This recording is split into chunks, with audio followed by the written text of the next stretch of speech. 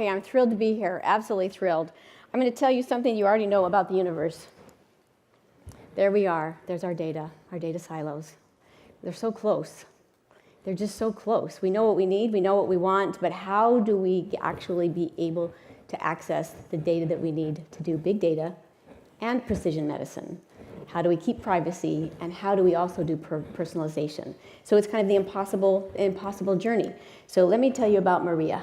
I don't have this. No, that's not Maria. That's Maria. This is Maria Gomez. So I'm on the Behavioral Health Board in Santa Clara County, right here, because I've had my own personal challenges with family and trying to navigate their care. So Maria is 12. She's in 6th grade. She was not doing as well in school as she wanted. So she started to feel anxious. She'd go to school and she'd feel anxious. If she's one of 3 in school, she's one of 3 adults that suffers from anxiety. So she, after a while, with the anxiety, you also get depressed. So now she's 1 in 10. Actually, it's a little bit more than that. Teenagers who are depressed, clinically depressed. So she discovered that her parents' alcohol closet had a little cure for her. She could reduce her anxiety if she drank a little alcohol before she went to school. So now she's 12. She was anxious. Now she's depressed. Now she's using alcohol to self-medicate. Now, if you know anything about privacy, I've already covered some really big silos, right? We got child, we have behavioral health, and now we have substance use. So what happens when a 12-year-old goes to a party with older boys, or just any goes to a party and she gets drunk? Well, you can just about bank that she's going to leave that party with some serious either trauma, but this time she came home with an STI or STD. So now she has something she has to really deal with, and somebody needs to help her manage it.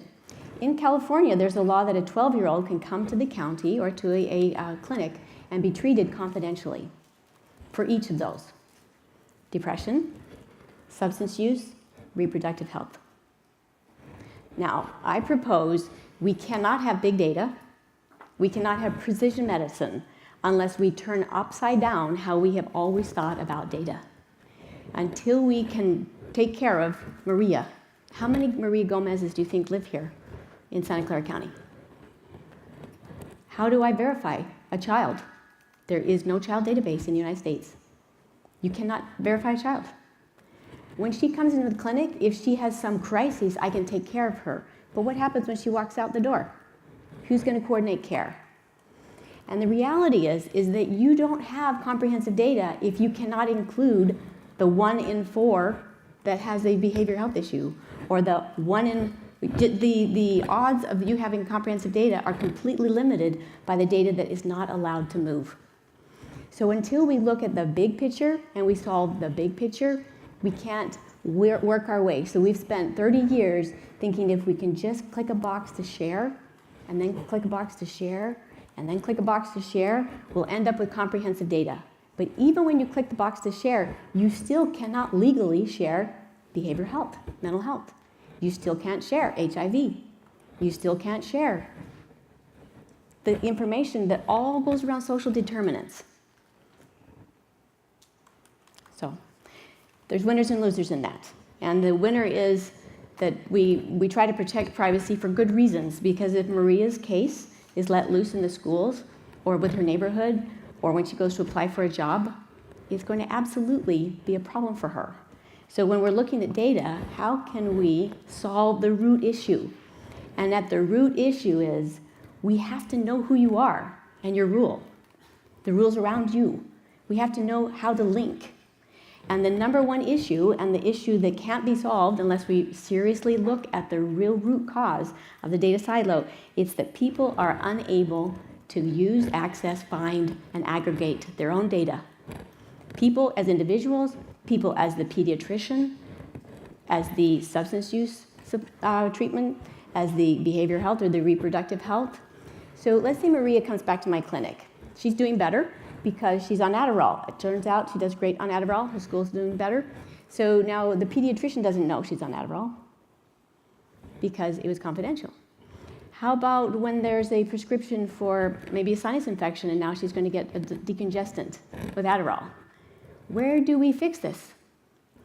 So where can we fix it? So I propose that if there's a trusted neutral nonprofit that puts together the trust authorities and the data governance, and they bind it into tiny trust blocks, Then we have access to data at that attribute level. We can social norm it because the people who say you can or cannot do something, like ENAC or EHI, or you can social norm it. Then you have access to the data that you need and you want, but not at the expense of privacy, because it's not a full donor donation. So if you want to take my heart or lung, please wait till I'm dead. But you can take some bone marrow right now, right? So we don't have to. We've grown up with this concept of data has to be big silos, big silos, big silos. But at the root of that, we don't solve the issues around trust. So trust is the number one biggest issue.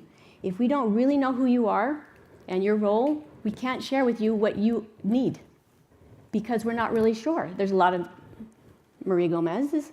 There's like, are you really the pharmacy? Are you really the lab? Are you really the doctor? Are you really the treatment center?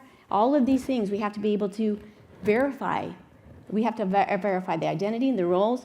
And then even if we've done all the verification, we still have to overcome the other reasons we don't have the data we need. It's either a proprietary system, and they don't, or it's a legacy system, and they can't. Well, I guess the proprietary systems there won't, and the legacy systems can't. So until we solve the trust issues, we can't solve the proprietary or the actual access. And it doesn't have to all be in the same format. We don't have to create the united order of data, right? We need to be able to share some and not all.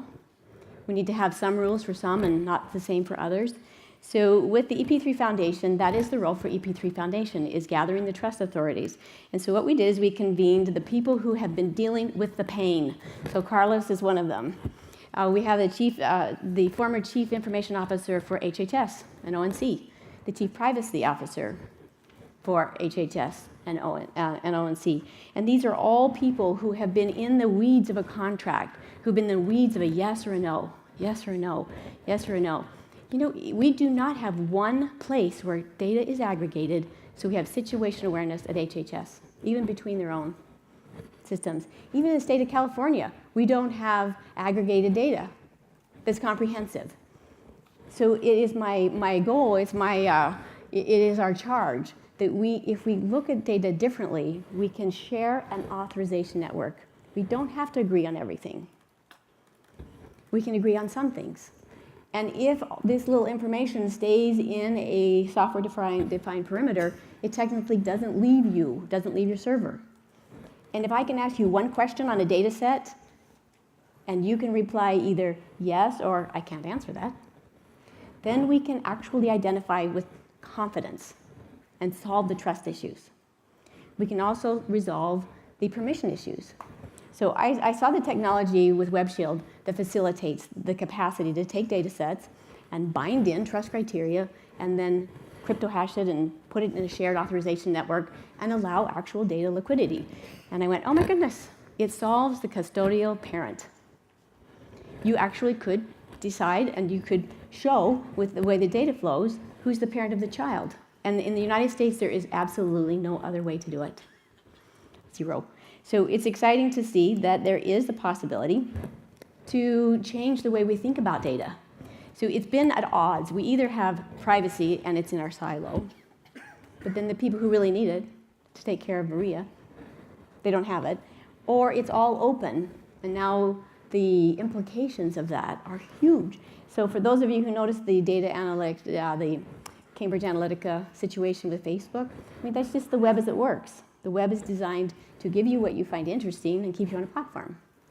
Well, what if the web is looking for candidates to go to college? So maybe I have a program to help me find the most successful students. What is on the web about that student is going to impact whether or not they are looped in to opportunities. So privacy is critical. Genomic privacy is critical. But we can't do what we want to do with the data, and we can't even take care of Maria here in Santa Clara County unless we look at how do we resolve the trust, and once we have resolved the trust, how do we resolve the tech components. So to do that, it takes the human side. You have to have the emotional components so that you have the ability to go, well, I'm going to do this because it's okay with ENAC, and they've been doing it for years, or because it's the identity required by Safe Biopharma. These are all organizations that have been trust authorities for years and years, and they have so many, and we've been using them for years.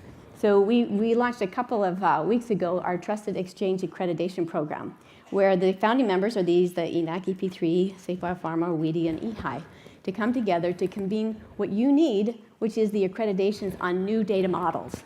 So you can share an authorization network. So you can have a privacy domain where you can run your own software in pre-populated in the cloud that is still all part of your own. So there are so many opportunities, but only if we look at new data models. And we can't use the new data models unless we have the trust authority saying, okay, well, if it's okay with ENAC, if it's okay, if I'm going to use Safe Biopharma's identity requirements. So what the EP3 Foundation enables is if you want to use a blockchain, we solve the identity and the verification issues. And if you use a legacy system and you already have data and you want to be able to access more data that's already pseudonymized and obfuscated, but it's usable. So if I encrypt data, then it's not really usable, because then I have to unwind it and then it's all exposed again. But when it's all encrypted, you can't use it. But pseudonymized, obfuscated data is computable, and you know what to do with data. So the brain power in the room is incredible if you had access to comprehensive data. And to me, comprehensive data is the data you use in your real life. It's the social determinants. It's the behavior health or mental health. It's what the pediatrician is giving or doing. It's what's happening at school. It's what's happening with substance use or abuse or the treatment plans. And all of these can be, these roadblocks can be overcome when we work together to create proof of trust. So instead of having to trust the whole system and all the data, and then we're going to donate our heart and lungs all at once, you can, at the small level in the authorization network, then be able to move forward with being able to have access data and compute on the data and be able to do what you want to do to allow precision medicine, which is, you know, the patient ultimately, somebody does. So in real time, the doctor could actually get data back that helps with that patient and not have to wait for a year. So I encourage you, I welcome you to participate with EP3 Foundation. It's happening now. We started the foundation in October for Health 2.0's blockchain challenge. And it's not a traditional blockchain that you're thinking about with this 51%. It's literally creating this and solving the trust and the verification issues so that we can link, we can access, we can use, and then you have what you need. So thank you so much. And Carlos, thanks for being such a champion. I really appreciate it. Thank you.